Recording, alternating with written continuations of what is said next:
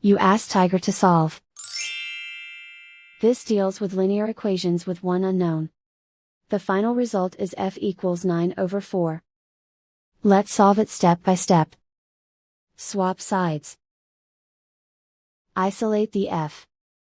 Multiply both sides by inverse fraction 3/1.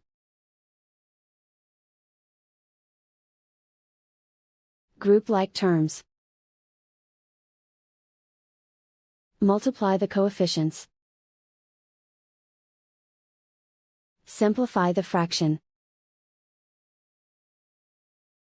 Multiply the fractions. Simplify the arithmetic. And so the final result is f equals 9/4.